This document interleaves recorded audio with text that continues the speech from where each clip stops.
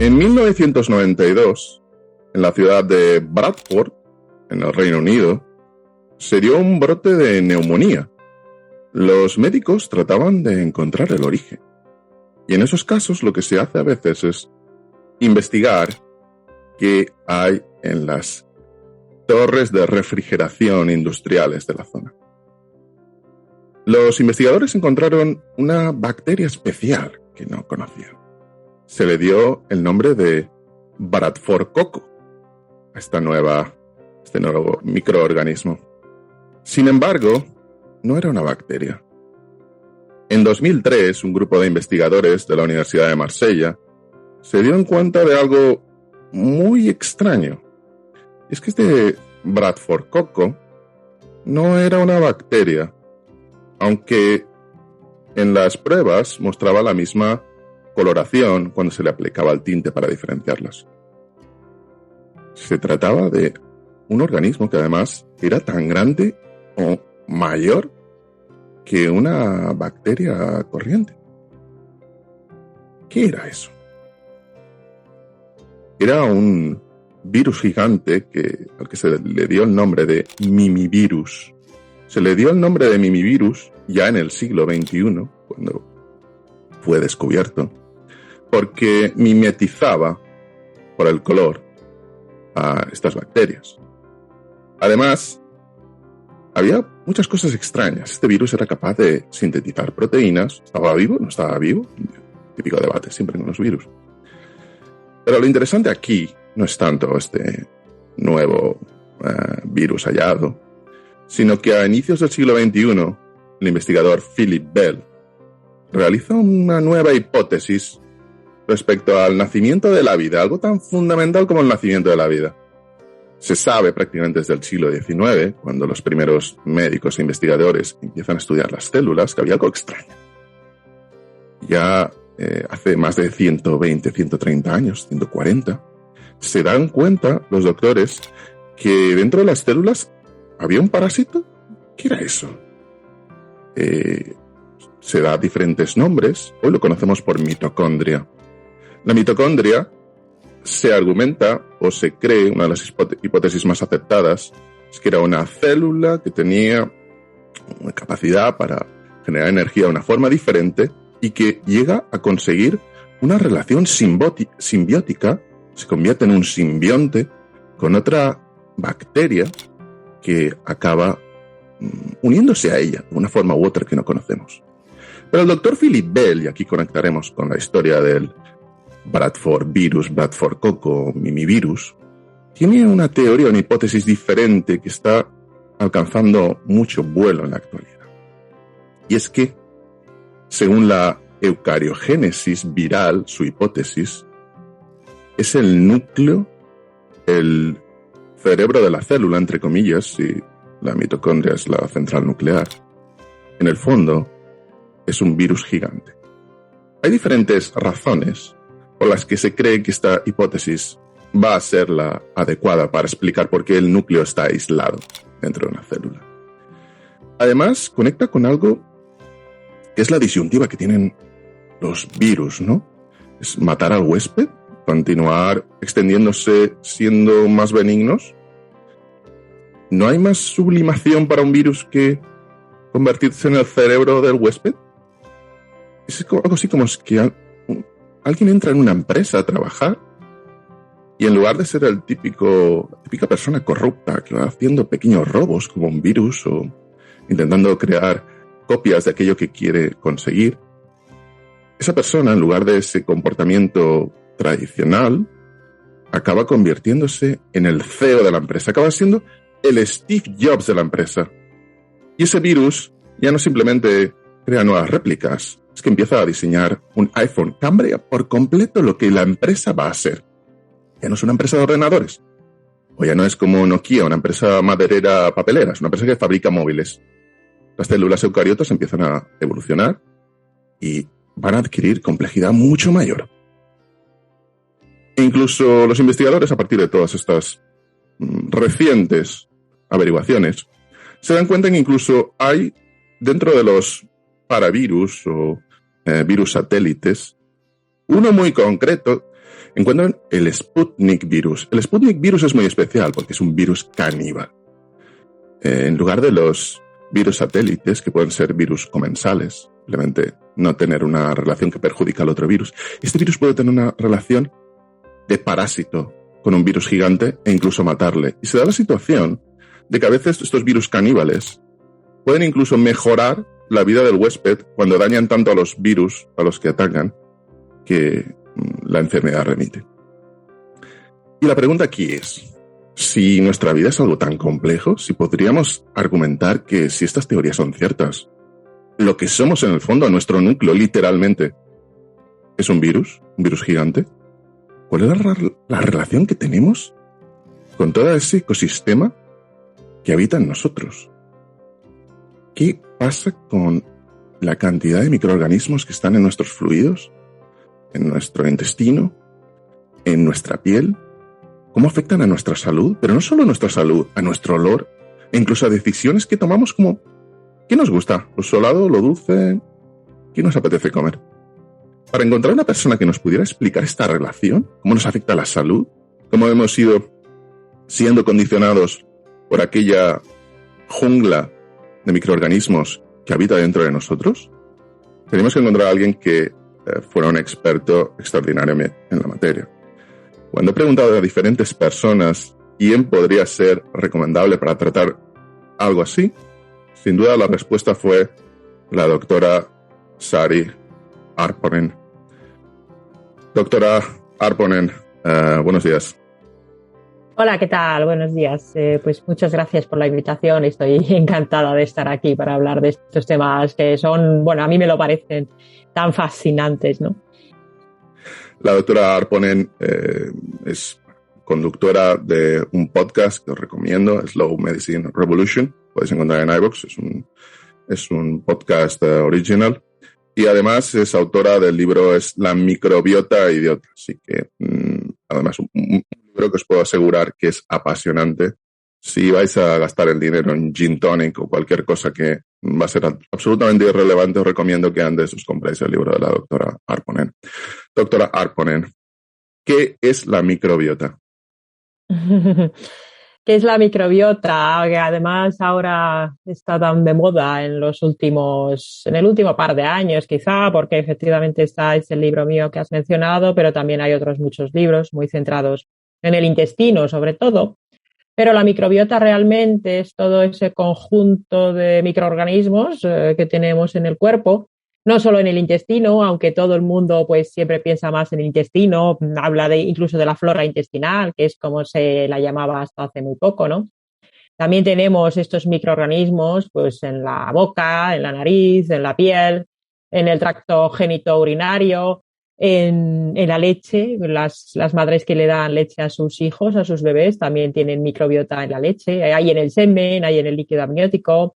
Están en todas partes. También es muy interesante, pues cuando se examinan cerebros de personas ya fallecidas en bancos de cerebros, se encuentran microorganismos en esos cerebros e incluso en la sangre podemos encontrar material genético de microorganismos que no están viables, no están produciendo una infección.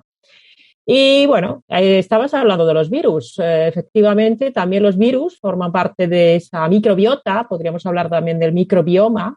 Este término es más complejo, incorpora no solo los microorganismos en sí, sino también sus genomas, sus genes. Pues tenemos muchos virus, tenemos bacterias, que son quizás las más conocidas, las más estudiadas, hongos, protozoos y arqueas, e incluso, por ejemplo, bacterias ultra pequeñas que necesitan vivir en la superficie de otras bacterias para poder medrar, ¿no?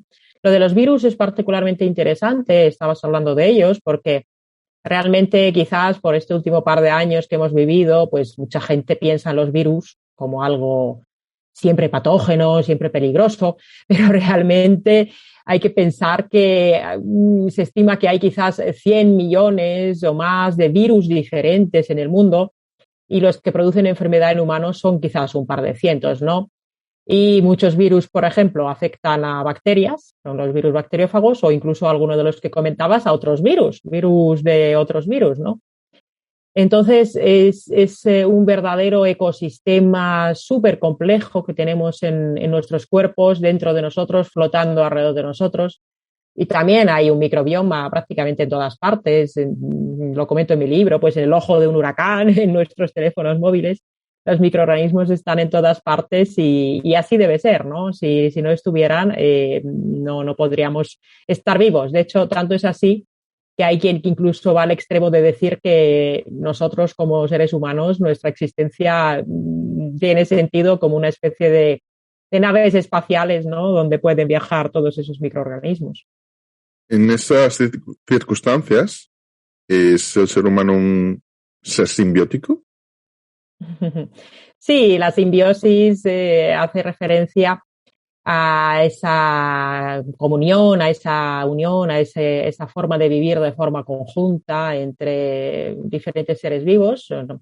Pueden ser dos, en nuestro caso realmente somos un ser simbiótico que vivimos con todos esos microorganismos. Nosotros los necesitamos a ellos para estar sanos, para estar vivos, porque cumplen muchísimas funciones todos esos microorganismos, pero ellos pues también nos utilizan a nosotros, lógicamente, pues para llevar a cabo sus funciones y tener un sitio donde vivir. Somos un ser simbiótico, también se puede hablar de, me gusta mucho el término superorganismo humano, que lo utiliza Rodney Dieter, es un científico que tiene su libro, no está traducido al castellano, pero quien pueda leer bien en inglés, su libro The Human Superorganism, el superorganismo humano, es muy interesante. Y también se habla del holobionte, del ser humano como un holobionte, como todo ese conjunto de seres vivos que al final son nuestras células, pero también son todas esas células de microorganismos que realmente son más microorganismos que nuestras propias células. Un poco más, que pues, se estima que por cada célula nuestra hay como 1,3 microorganismos. Luego depende un poco de la edad y del género que tengas más o menos microorganismos. Pero sí, somos un superorganismo simbiótico. Y ya siendo más específicos, y tratando temas concretos, para que tenga un entendimiento práctico por parte de los oyentes, la microbiota de la saliva, que en el fondo puede condicionar nuestra percepción, ya que en la boca tenemos uno de los sentidos, ¿nos afecta a la salud? Sí, me gusta esta pregunta porque la microbiota oral muchas veces como que se pasa un poco por alto, ¿no? Todo el mundo está como muy centrado en el intestino, la salud intestinal y esto, bueno, es fenomenal, pero realmente la microbiota de la boca es fundamental para nuestra salud por muchos motivos. Tanto la de la saliva como de otras partes de la boca. Piensa que, bueno, fabricamos mucha saliva a lo largo del día, tragamos entre medio litro y litro y medio de saliva todos los días. Y en esa saliva están esos microorganismos en fase, se dice fase planctónica, ¿no? Porque están ahí como flotando. Pero hay microorganismos también en el resto de la boca, ¿no? En las encías, en los dientes, en la mucosa.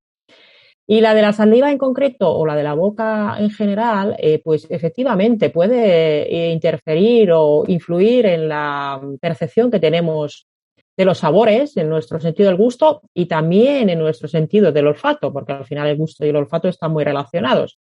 Los seres humanos, la verdad es que, bueno, no utilizamos tanto el olfato, ¿no? Como otros animales y muchas veces puede inducirnos incluso conductas de una forma inconsciente. Entonces, sí que hay estudios interesantes hechos comparando cómo influye la microbiota en nuestra percepción del gusto. Y es muy interesante porque se sabe, por ejemplo, que las personas que tienen sobrepeso u obesidad, pues tienen una menor sensibilidad para los sabores básicos. Y de hecho, se sabe que las personas con obesidad necesitan consumir mayor cantidad de alimentos y además alimentos muy hiperpalatables, que se dice, o sea, como con mucho azúcar, muchos ultraprocesados incluso, son alimentos con mucho sabor. Necesitan consumir más alimentos de estos para conseguir el mismo estímulo del gusto, en general también del sistema somatosensorial, que se llama, de notarse como que están saciándose, que están alimentando, ¿no? tienen que sobrepasar la sensibilidad gustativa alterada que tienen y por eso comen más. Es una de las teorías que hay, ¿no? Y hay datos que nos dicen que la microbiota oral en las personas, igual que la intestinal, pues también la oral en las personas que tienen sobrepeso u obesidad es diferente que en las personas que no tienen ese exceso de peso, ¿no? Y parece ser que esa microbiota oral y más que la de la saliva, quizás la microbiota que está en la zona de las papilas gustativas, pues influye en cómo percibimos ese sabor, ¿no? E incluso esto puede llegar a influir en que se elijan pues alimentos, por ejemplo, ultraprocesados, hiperpalatables, ¿no?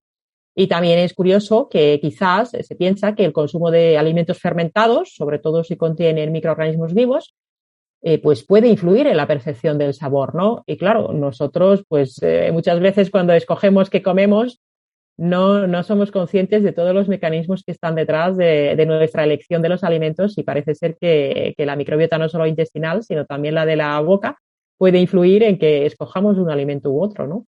¿Y la microbiota del intestino y de la orina? ¿Cómo influye en la percepción o en la salud? Bueno, en la salud, desde luego, influye, la que más he investigado sin duda es la intestinal. La intestinal porque, bueno, pues se cogen las muestras de heces y ahí se analiza.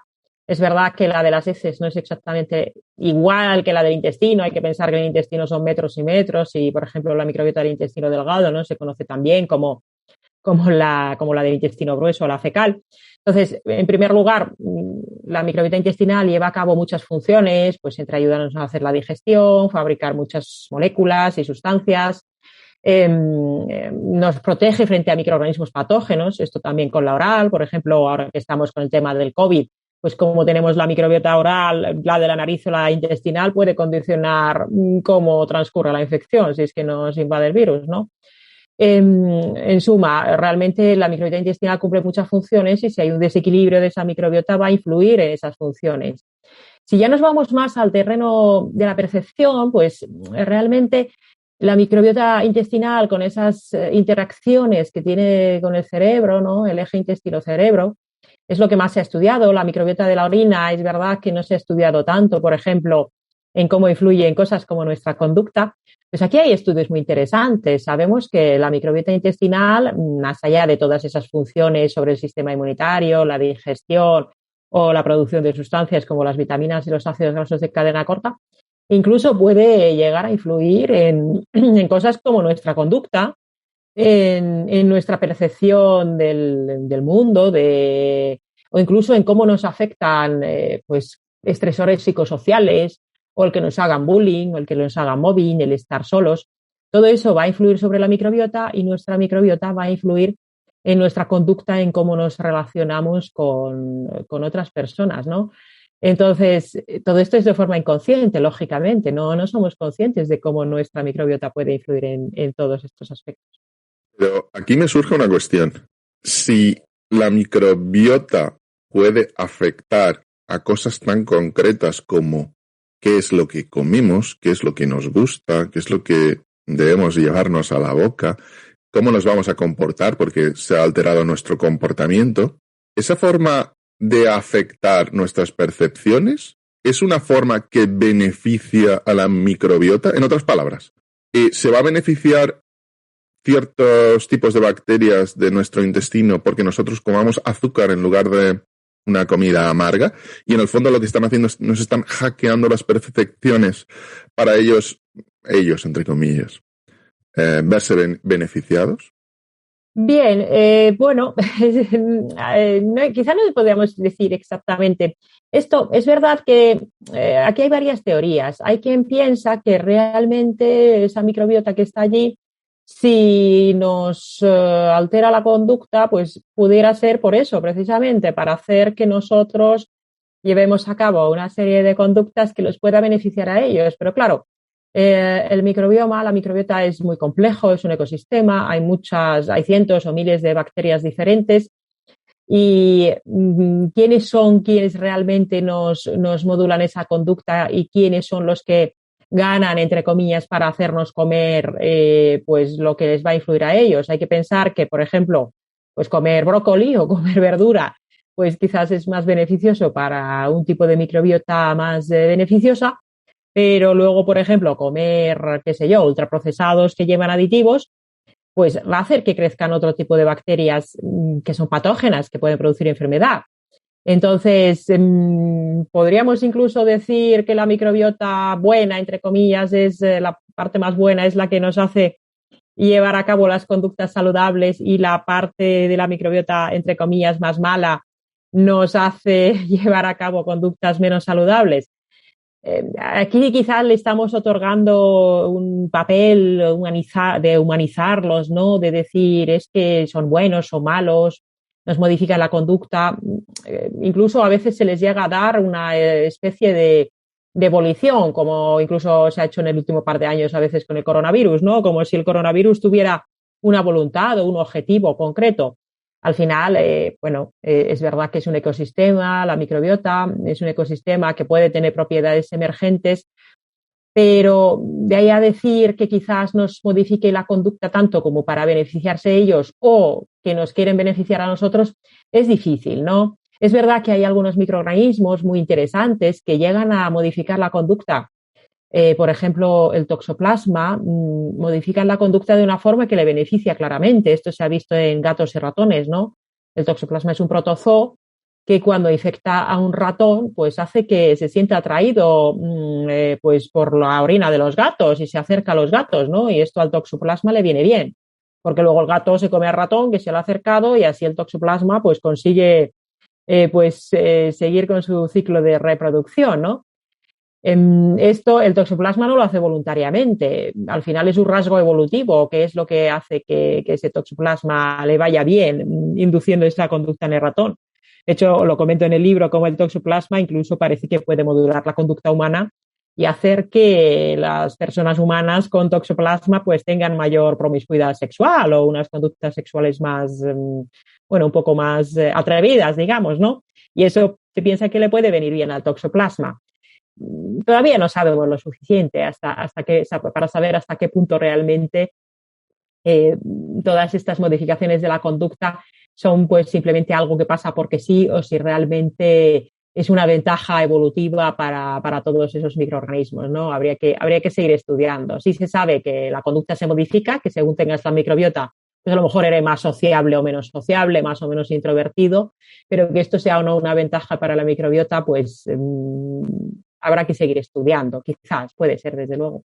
Es muy interesante porque me recuerda a algunos parásitos que afectan a orugas y cuando ya están en un ciclo avanzado dentro de su huésped, hacen que las orugas cambien el comportamiento y en lugar de esconderse, se muestren en las hojas, lo que atrae a los pájaros que acaban comiéndolas y pasa el parásito al pájaro para seguir con su ciclo. Es verdaderamente fascinante. Evidentemente el parásito probablemente no está dirigiendo, vamos a ver, un pájaro, pero se ha adaptado evolutivamente para que ese ciclo le beneficie afectando al huésped de cierta forma. ¿Y qué importancia tiene que la microbiota sea diversa? Sí, la microbiota, pensemos que, he comentado que el microbioma cumple muchísimas funciones, ¿no? Nosotros tenemos un ADN, un código genético con entre 22 y 23.000 genes que hacen sus cosas, muchas proteínas diferentes. Lo que comentabas del ADN, de los virus, al principio hay que saber que tenemos muchísima cantidad de ADN que han venido a llamar ADN basura. Y dentro de ese ADN basura, pues mucho ADN son en realidad restos de virus, son retrovirus endógenos, ¿no? Es decir, que incluso ahí tenemos un componente microbiano. Pues aparte de estos genes nuestros propios, tenemos millones de genes de microorganismos en nuestro cuerpo que llevan a cabo esas funciones. Y claro, cuanta más diversa sea la microbiota, sobre todo en el intestino, pues mayor flexibilidad tendremos para llevar a cabo todas esas funciones, ¿no? ¿Qué es lo que sucede en nuestra sociedad? En nuestras sociedades, no sé si conoces el término, yo creo que lo menciono en el libro, el término weird, de sociedades raras en inglés, ¿no? Weird, de Western, Educated, Industrialized, Rich, Democratic. Tenemos sociedades occidentales, educadas, industrializadas, ricas y, supuestamente democráticas, ¿no? Entonces, en estas sociedades nuestras tenemos una pérdida muy importante de la diversidad de la microbiota, fundamentalmente intestinal. Hemos perdido géneros, hemos perdido especies de microorganismos con respecto a por ejemplo, seres humanos cazadores-recolectores que viven en algunas partes del planeta, como en África o en la selva amazónica, por ejemplo, ¿no? Y se asocia esa pérdida de la diversidad de la microbiota a pérdida de sus funciones, lógicamente, y esa pérdida de la diversidad y de las funciones se asocia a muchas patologías como un factor causal, ¿no? Enfermedades autoinmunes, metabólicas, como la obesidad o la diabetes, neurodegenerativas también, trastornos del desarrollo también neurológico, enfermedades cancerígenas. En suma, la pérdida de esa diversidad microbiana nos hace más pobres en sus funciones y se relaciona con muchas enfermedades directamente relacionadas con nuestro estilo de vida. No son enfermedades genéticas, son relacionadas con el estilo de vida que llevamos a cabo mucha gente en nuestras sociedades, ¿no? Es algo que me ha llamado la atención en el libro, que se comenta que son los trasplantes de microbiota fetal, que curiosamente, buscando información al respecto, he encontrado que en China los médicos en el siglo IV solían recomendar lo que se llamaba la sopa dorada, que era una sopa hecha con excrementos, con heces que se dejaban fermentar para ayudar a los problemas intestinales. Pero ¿qué es esto de la microbiota fecal y el trasplante de microbiota fetal y la función de eso? Sí, lo de los chinos es muy interesante. A mí me gusta mucho la historia de la medicina y claro, nosotros en nuestra sociedad tenemos una visión muy eurocentrista o anglocentrista de la medicina. Pensamos que somos los pioneros en todo, como ahora con los trasplantes de microbiota fecal. Pero efectivamente ya los chinos hace milenios los llevaban a cabo en personas que tenían diarreas muy graves que se llamaba disentería, ¿no? Entonces, esto consiste básicamente en coger una muestra de heces de una persona sana, procesarla. Realmente es un proceso que consiste básicamente en hacer un batido con esas heces y luego encapsular esas heces y administrarla a una persona que tenga una enfermedad concreta y de esa manera darle los microorganismos de la persona sana a la persona enferma. Claro, este proceso se utiliza hoy en día solamente, da como asco, ¿no? Pensarlo, pero a ver, se hace encapsulado, se puede hacer metiéndolo por vía interna con una endoscopia, con una colonoscopia o en cápsulas tragadas incluso directamente, ¿no?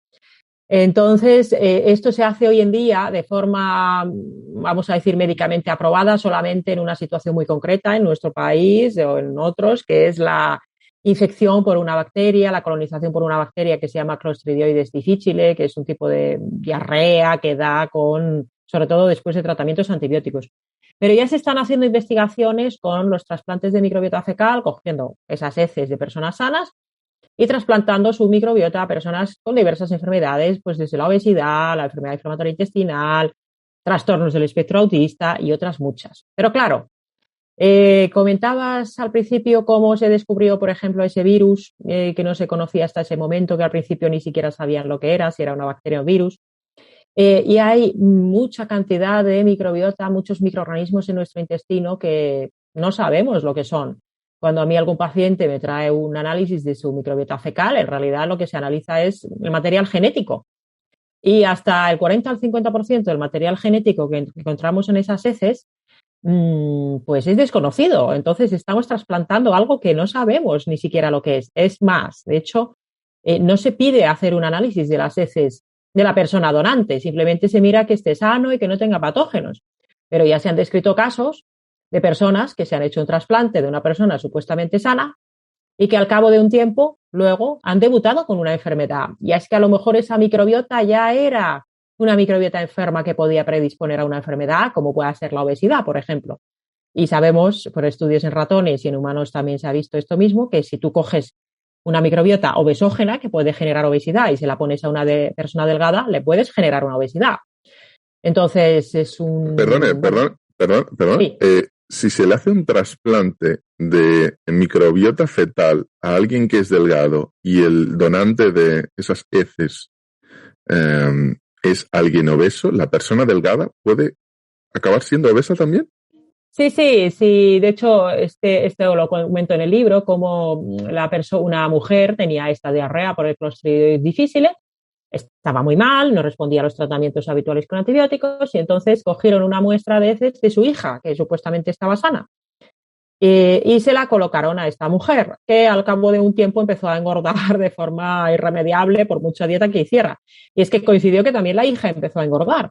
Y efectivamente en ratones se ha comprobado muchísimo también. Cuando se coge una microbiota que hace posible o favorece la presencia de la obesidad, puedes transformar a una microbiota, a un ratón delgado en un ratón obeso con esa microbiota.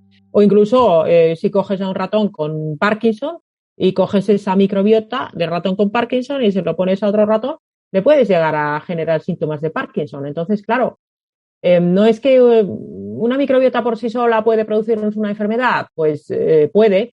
Obviamente tiene que haber una predisposición genética y otros factores, pero la microbiota, desde luego, juega un papel muy importante y por eso los trasplantes de microbiota fecal, pues cuando cogemos una microbiota de un paciente aparentemente sano, pero imaginemos que a los 6 meses debuta con una enfermedad, pues estamos poniendo en riesgo al receptor también, porque hoy en día en nuestra sociedad, ¿quién está? Quiero decir, a mí me dicen, venga, ponte un trasplante de microbiota fecal de alguien. Yo encontrar a alguien que sea lo bastante sano como para aceptar sus heces, oye, pues si tengo una enfermedad grave y no me queda otra, a lo mejor lo haría, pero es muy difícil encontrar gente sana de verdad en nuestra sociedad como para decir, este seguro que no me va a dar ningún problema, ¿no?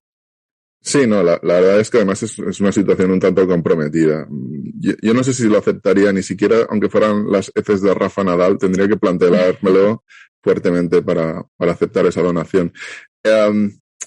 Pero aquí lo que me surge es, se trata de generar enormes cantidades de información para hacer dietas, para perder peso, se invierten, digamos que sumas astronómicas de euros agregadas en la sociedad para perder peso. ¿Se tiene en cuenta lo suficientemente la microbiota a la hora de estar delgado o no? Pues quizás de momento no tanto. Es verdad que cada vez hay más, fíjate que es curioso, que realmente considero que probablemente en el colectivo de los nutricionistas están más concienciados de la importancia de la microbiota que entre los propios médicos, ¿no? Cada vez sí que hay más enfoque en que para tratar la obesidad, por ejemplo, hay que tratar también la microbiota. Se puede hacer, aparte de con la alimentación, pues podemos modular la microbiota con diversas estrategias, ¿no? Que no hace falta hacer el trasplante de microbiota fecal. Hay otras cosas que podemos hacer más seguras, ¿no? Pero es verdad que también incluso se ha llegado al extremo de considerar como la microbiota un poco el santo grial que nos va a solucionar la vida. Hace 20, 30 años se pensaba que el descubrimiento del genoma humano nos iba a permitir curar todas las enfermedades y ahora hay quien considera que manipulando la microbiota las vamos a poder curar todas. Desde luego es importante. Es más, la microbiota la podemos manipular de una forma más sencilla que nuestro propio genoma. Pero claro, de ahí a que lo que se hace ahora, que hay gente que se hace un análisis de microbiota que cuesta cientos de euros, de ahí a que haciendo ese análisis ya podamos curar todas las enfermedades de forma concreta, pues nos falta mucho por saber. La microbiota es enormemente complejo y lo que necesitaríamos y lo que se propone para el futuro es utilizar inteligencia artificial, utilizar Big Data, estrategias de Machine Learning, utilizar esa capacidad de computación de superordenadores para darle un montón de datos de una persona concreta, pues desde su genética, sus datos de microbiota, los datos de hábitos que tiene, que el ordenador vaya aprendiendo y que de ahí consiga pues dar una pauta de alimentación o suplementación o de probióticos, por ejemplo, concreta para esa persona. Pero realmente, por ejemplo, si hablamos de obesidad, todo eso está muy bien. Pienso que todavía falta un tiempo antes de que lleguemos a eso de forma completa. Lo cierto es que sabemos cómo tratar la obesidad sin necesidad de hacer análisis de casos de microbiota. Cosas que se hacen sumamente mal todavía en el tratamiento de la obesidad es darles a las personas con problemas de sobrepeso esas dietas de cajón con 5 o 6 comidas al día con pan y galletas, que todavía se hace esto, ¿no? Cuando sabemos que para mucha gente, pues comer menos veces al día y estrategias, por ejemplo, de dietas más bien bajas en hidratos y desde luego potenciar mucho el entrenamiento de fuerza, por ejemplo, pues son cosas al alcance prácticamente de cualquiera y no hay necesidad de hacer análisis caros de microbiota. Entonces, ¿se está teniendo en cuenta? Pues hay gente que no tiene en cuenta la microbiota, pero hay otra gente que lo lleva al extremo de considerar que la microbiota es como lo único que importa, ¿no? Y realmente muchas veces es todo quizás más sencillo y hay que volver un poco a lo que sabemos que son los hábitos saludables para solucionar un problema complejo como es la obesidad, que realmente tiene muchos determinantes también sociales, ¿no? Y lo vemos también en las peleas que hay ahora, ¿no?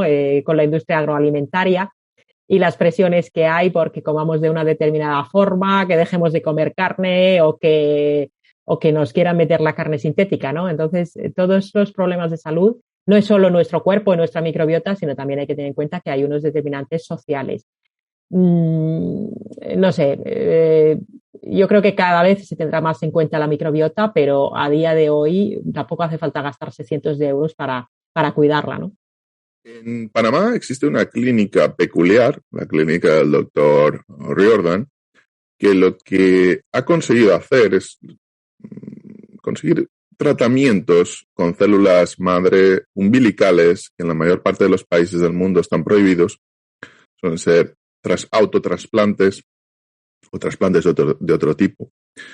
Pero en Panamá este doctor ha conseguido hacer células umbilicales que al parecer tienen mucho más potencial. Y lo que se ha encontrado es que aparte de mejorar el estado de las personas ancianas, es que tiene un efecto en el intestino, en las células madres del intestino, incluso en trastornos del espectro autista.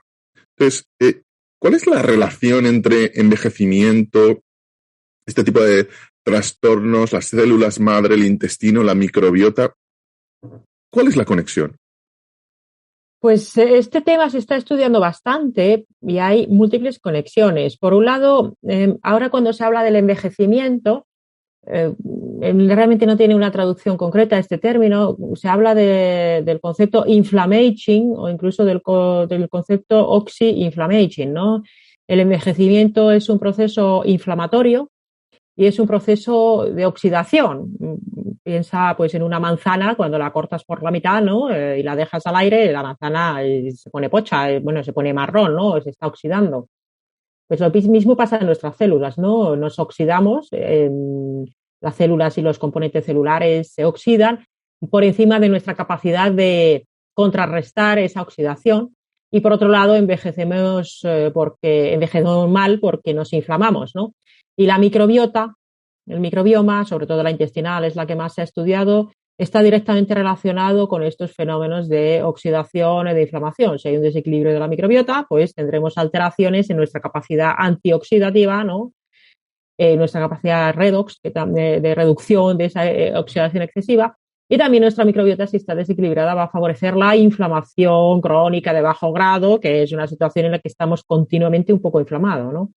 Y por otro lado, se sabe que estas alteraciones de los fenómenos de oxidación excesiva y esta inflamación, que al fin y al cabo lo lleva a cabo el sistema inmunitario, pues también tienen que ver directamente con las células, las stem cells, las células madre, ¿no? Que están presentes en diferentes partes del cuerpo. Esto se ha estudiado sobre todo con las células madre intestinales, es con lo que más se ha estudiado. Y se sabe que el estado de la microbiota y las sustancias que fabrica la microbiota van a influir directamente en esas células STEM, en esas células de madre, en esas células pluripotenciales que tenemos en el intestino. Por ejemplo, por comentar un ejemplo, el butirato, que es un ácido graso de cadena corta que fabrican bastantes bacterias de nuestra microbiota, puede influir en la capacidad de proliferar, es decir, de hacer nuevas células stem cell, nuevas células madre, o en la capacidad de crecer esas células madre, ¿no? O de diferenciarse. Y esto está directamente influido por diferentes metabolitos de la microbiota. Y al igual que el butirato, piensa que hay bacterias que fabrican cientos de metabolitos diferentes, pues también otros metabolitos pueden hacer lo mismo. Y esto se ha visto tanto en humanos como en modelos animales, de ratón o de cerdo, ¿no?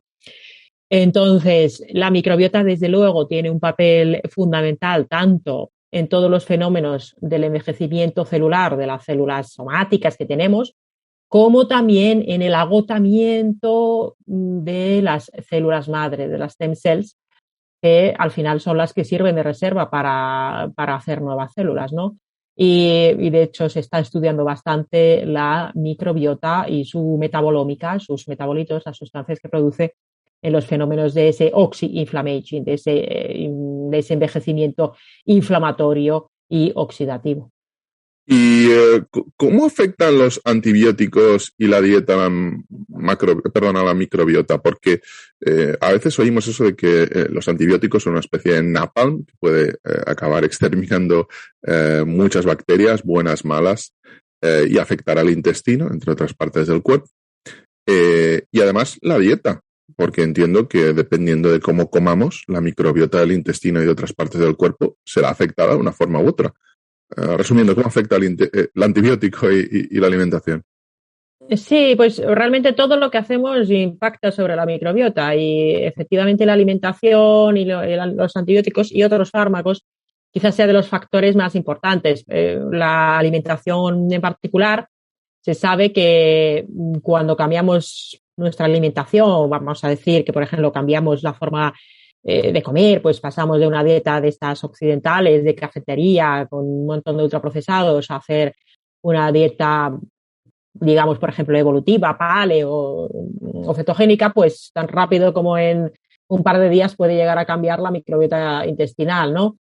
Lo que pasa es que luego los cambios que se producen no son persistentes si se vuelve a comer como antes. Para que los cambios sean persistentes, el cambio de dieta tiene que durar al menos entre 4 o 6 semanas, pero después, si se vuelve otra vez a comer de la forma inadecuada, la microbiota vuelve a tener un perfil no del todo favorable, ¿no? Esto, Tim Spector, al que menciono en el libro, él se fue con los Hadza de Tanzania, ¿no? Cazadores recolectores, y estuvo 3 días durmiendo en un chamizo con ellos, comía como ellos, comían pues diferentes bayas de allí, raíces, tubérculos, las carnes de allí, y a él le cambió la microbiota en esos 3 días, porque se lo analizó. Luego, cuando volvió a su entorno habitual, lo volvió a tener como antes, ¿no? Entonces, la alimentación es súper importante y nuestra microbiota se modifica de forma bastante rápida. En cuanto a los antibióticos efectivamente, claro, cuando tomamos un antibiótico es porque tenemos una infección por una bacteria patógena, una bacteria mala a la que matamos con un antibiótico. Y esto está muy bien si tenemos una infección grave que nos puede llevar al hoyo, pues una neumonía, por ejemplo, por una bacteria, pues hay que tratarla con antibióticos, ¿no? Pero también mueren bacterias, sobre todo buenas, que son más sensibles, digamos, del intestino. ¿Qué pasa? Que una microbiota que es resiliente antes de tomar ese antibiótico, pues se puede recuperar después de la toma del antibiótico a una situación más o menos como la que tenía antes del antibiótico. ¿Qué pasa? Que por nuestro estilo de vida, la mayoría de la gente no tiene una microbiota resiliente que aguante esa bomba de napalm, como decías, del antibiótico, ¿no? Y sobre todo cuando se toman muchos antibióticos de seguido u otros fármacos. Por ejemplo, el omeprazol, este protector gástrico u otros de la misma familia, también dañan mucho la microbiota y otros muchos fármacos realmente también alteran la microbiota. Y bueno, también algunos fármacos hacen su efecto a través de cambios en la microbiota, ¿no? Entonces, realmente todo lo que hacemos, ya sean sustancias farmacológicas de la alimentación o tóxicos que estén presentes en los alimentos, por ejemplo, los aditivos de los ultraprocesados, pues pueden modificar la microbiota. ¿De qué manera? Pues muchas veces de una forma desfavorable, ¿no?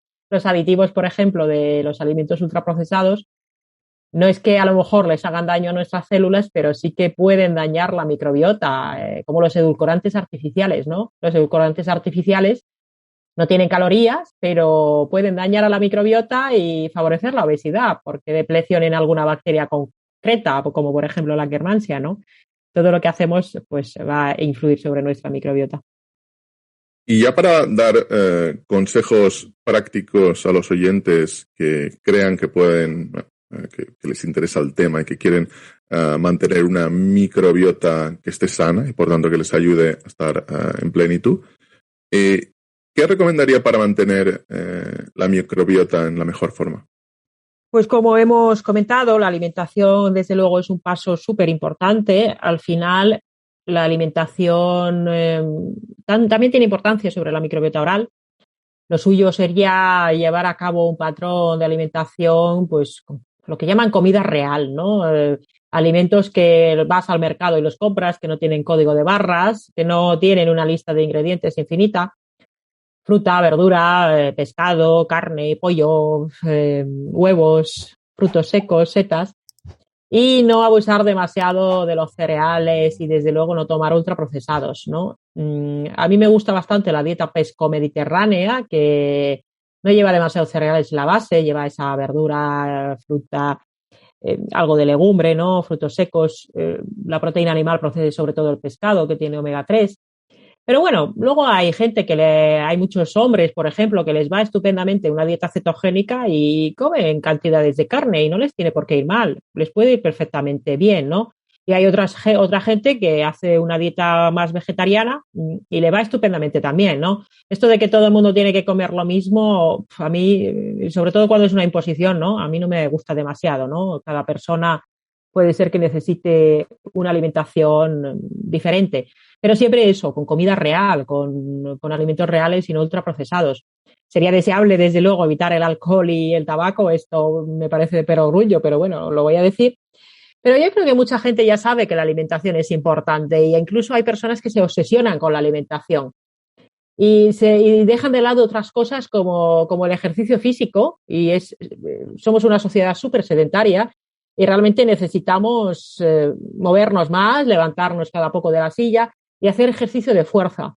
Que esto pienso que los hombres a lo mejor lo tienen más interiorizado, pero muchas mujeres pues piensan que por hacer ejercicio de fuerza van a coger un músculo de más y no es así, ¿no? Necesitamos músculo y de hecho el músculo, sobre todo a partir de cierta edad, es lo que más nos va a proteger de la fragilidad que se asocia con la edad, ¿no? El ejercicio físico y de fuerza es la mejor medicina anti-aging, no hay nada que lo supere esto, ¿no? Y luego desconectar de todo lo digital, ir a la naturaleza, ir al campo y huir un poco de la ciudad también sería importante y descansar, ¿no? Y hay mucha gente, como digo, que se emperra en la alimentación, se obsesionan. Oye, no pasa nada porque un día de vez en cuando te comas una pizza, pero haz ejercicio, sal al campo y desconecta un poco de las redes sociales y lucha contra el estrés crónico. Esta otra parte es la que la gente como que se le olvida, ¿no? Viven permanentemente conectados y eso tampoco es bueno para la microbiota, ¿no? ¿Y el ayuno? ¿Cómo afectaría el ayuno? El ayuno, si hablamos del ayuno intermitente, yo siempre digo que en realidad me fastidia un poco que le pongamos nombre a cosas que son fisiológicas, ¿no?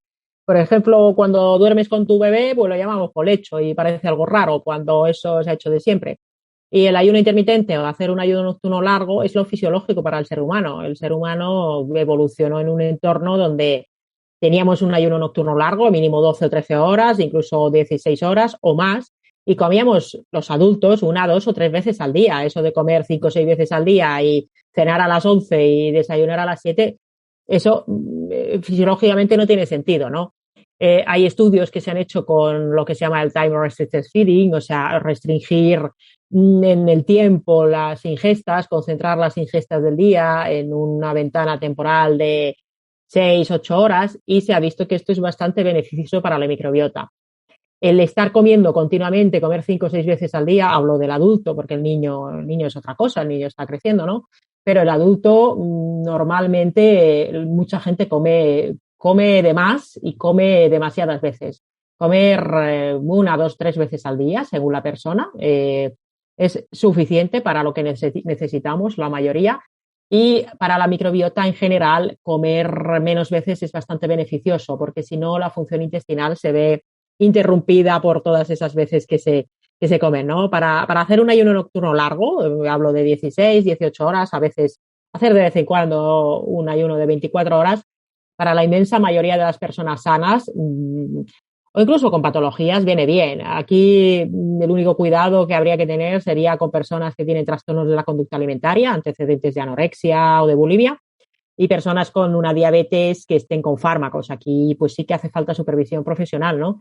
Pero es curioso que se diga que por ejemplo, hay en redes sociales una cuenta que se llama Calotonterías, que es muy crítico con muchas de las recomendaciones oficiales, que comparto bastante con él, ¿no?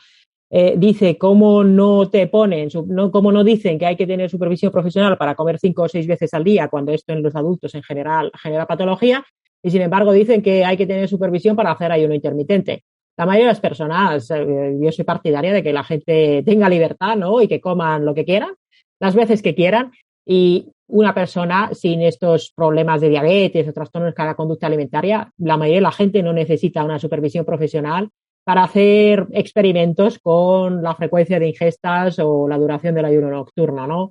Esta medicalización de todo, de nuestra vida, yo, pues siendo médico, estoy bastante en contra de que se lancen mensajes desde redes sociales, además, o desde los medios de comunicación sobre el ayuno como si fuera algo peligroso, cuando realmente es lo fisiológico y lo que el ser humano ha hecho durante milenios sin las patologías crónicas que tenemos ahora, ¿no? Así que yo personalmente soy partidaria del ayuno nocturno mínimo de 12-13 horas para adultos y además yo misma, bueno, de hecho lo practico, vaya, yo hoy suelo hacer esas 16-18 horas de ayuno nocturno y luego pues desayuno entre las, bueno, depende un poco de cada día, un poco entre las 12 y las 2 quizás, más o menos, ¿no? El tema de las dietas es un tema bastante interesante porque aparecen dietas novedosas y mágicas prácticamente 2 veces por semana, como la dieta paleo, que se acaba convirtiendo, al inicio ahora está cambiando, pero una especie de cosa monolítica, como si en el paleolítico una tribu de Sudáfrica comiera lo mismo que una tribu de Indonesia, ¿no? Evidentemente iban a tener variaciones de dieta adaptadas. En cualquier caso, llega a su consulta alguien que no es que tenga que mantener la microbiota de forma sana, sino que su estilo de vida no lo es. Por ejemplo, alguien no duerme, toma nachos, hace todo lo posible para no tener una vida sana. ¿Cómo se le recupera la microbiota a alguien así? Pues efectivamente, si el estilo de vida no es saludable, muchas veces simplemente con hacer, bueno, simplemente, en realidad es lo más difícil, ¿no? Simplemente con hacer esos cambios en la alimentación, en el ejercicio, puede ser suficiente. A lo mejor no necesita nada más. Es decir, que empezar a comer pues ese patrón de alimentación que comentaba antes y empezar a hacer ejercicio puede ser suficiente. Es verdad que luego en clínica mucha gente tiene tanta disbiosis, tanto desequilibrio de la microbiota que necesitan más cosas, necesitan pues sustancias que ayuden a contrarrestar los microorganismos entre comillas malos, que son patógenos. Aquí yo normalmente no suelo utilizar antibióticos farmacológicos, suelo utilizar más sustancias naturales como aceites esenciales que son súper potentes como antimicrobianos. Por ejemplo, el aceite de orégano es uno de los antibióticos más potentes que hay, incluso contra bacterias súper resistentes, ¿no? Y sin embargo, aunque hay muchísimos, miles de estudios científicos con estas sustancias, no se utilizan demasiado por la medicina más farmacocentrista, ¿no? Entonces se pueden utilizar sustancias, por ejemplo, herbáceas para primero contrarrestar esos microorganismos patógenos y luego podemos hacer estrategias con microbioterapia, con probióticos específicos para ayudarle a repoblar esa microbiota. Aquí los alimentos fermentados, una vez que ya se ha mejorado la microbiota, también ayudan, ¿no? A dar más variedad. Siempre hemos comido alimentos fermentados hasta hace algunas décadas que se dejaron de elaborar en las casas y, claro, comprarlas es un poco complicado porque lo que se vende en los supermercados está todo pasteurizado. Pero es verdad que hay gente que busca soluciones mágicas, ¿no? Están dispuestos a gastarse cientos de euros en un estudio de microbiota y a gastarse otros cientos de euros en tomar suplementos y probióticos. Y sin embargo, lo que es gratis, pero cuesta esfuerzo, como es hacer una alimentación pues saludable, o hacer ejercicio físico o desconectar de las redes sociales, pues esto no lo quieren hacer, ¿no? Y realmente, si uno no está dispuesto a hacer cambios en su estilo de vida, pero sí gastarse cientos de euros en pruebas y suplementos, pues esas pruebas y suplementos nunca conseguirán el efecto que tendrían si cambiara el estilo de vida, que a veces por sí mismo puede ser suficiente, ¿no? Pero claro, lo que cuesta esfuerzo, lo que cuesta un esfuerzo personal y hacer cambios profundos en los hábitos, pero es gratis, pues es lo más difícil, ¿no? Aunque sea simple muchas veces.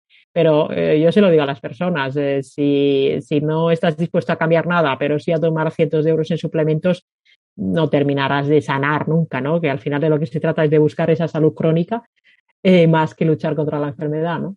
En ese tipo de situaciones, cuando alguien está dispuesto a pagar por solventar un problema que podría hacerlo con un cambio de fuerza de voluntad, lo que está haciendo es una transacción, no para solventar el problema, sino para ayudar a adquirir constancia en algo. Pero, ¿cómo? Y con esto cerramos, porque además es una conversación de un tema que es apasionante y entiendo que es prácticamente una disciplina de vida. Podría ser casi una carrera. Hay carreras universitarias que probablemente tendrían menos materia que esta. Pero ¿cómo nos perciben? Y esto es algo que tratas en el libro. ¿Cómo nos perciben los demás a nosotros, teniendo en cuenta los efectos que la microbiota insana tiene? ¿Nos pueden reconocer? ¿Puede ser el humano percibido cuando su microbiota está desequilibrada? Sí, esto es súper interesante porque, claro, nosotros, nuestra microbiota fabrica sustancias, como he comentado, miles de sustancias diferentes, y una parte de estas sustancias se pueden exhalar por la propia respiración, y también la microbiota cutánea fabrica sustancias.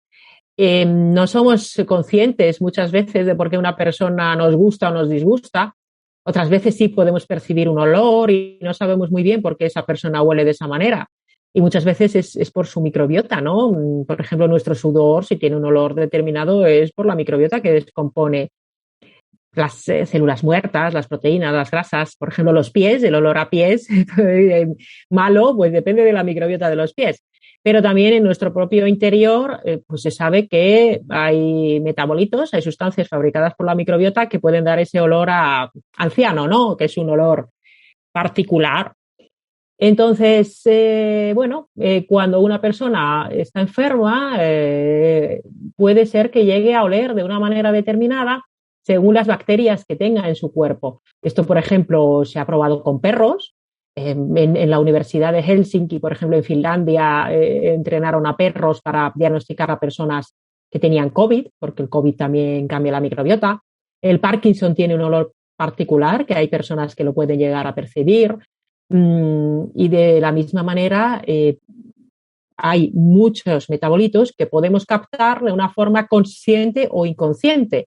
Y claro, nuestro cerebro va a reaccionar frente a esos olores o esas sustancias que de forma inconsciente vamos a captar, ¿no? Cuando ves una persona y dices, ay, me da un mal rollo, pues hasta qué punto es por sus gestos o por su conducta y hasta qué punto es por su microbiota que huele de una forma determinada. Pues no lo sabemos, ¿no? Pero sin duda hay una parte de esto, incluso en la conducta sexual, ¿no? De aparejamiento, hay estudios que nos dicen que el tener una microbiota determinada puede hacer que resultes más atractivo para otras personas, ¿no? Y que te ayude a ligar, como comento en uno de los capítulos, ¿no?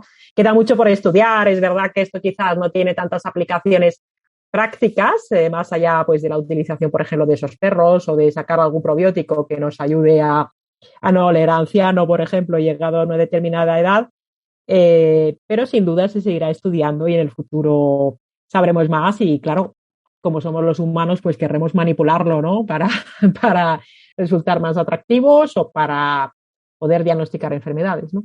Repito, apasionante. Muchísimas gracias, doctora Sari Alponen. ¿Dónde pueden encontrar más información sobre el contenido que produce los oyentes o aquellos que están interesados en esta materia? Bien, en el podcast, por ejemplo, que has comentado, Slow Medicine Revolution, tenemos 9 episodios sobre microbiota, que seguro que para empezar puede estar bien. El libro que comentaba de Rodney Dieter también está muy bien. Hay otro libro en castellano que se llama La Revolución de la psicobiótica, de Ted Greenan y John Ryan, que es muy interesante. Y bueno, yo en mi Instagram, más que en el blog, pues también divulgo sobre temas de microbiota. Y luego, pues ahí hay otros muchísimos libros y cada vez habrá más sobre otros temas. Bueno, para empezar, además en el libro de la microbiota, al final hay toda una bibliografía, una webgrafía con libros y páginas web para ampliar el tema tanto de la microbiota como del estilo de vida, ¿no? Al final, para tener una buena salud, nadie nos viene a buscar al sofá de casa, debemos empoderarnos, aunque este término esté muy prostituido, ¿no? Informarnos y buscar nuestra propia salud, esa salud crónica, ¿no? Para disfrutar de una vida larga y saludable. Muchas gracias, doctora Arponen. Colocaremos todas las notas a las redes, en las notas del episodio, las redes sociales de la doctora y, por supuesto, el libro para que podáis adquirirlo. De nuevo, enormes gracias.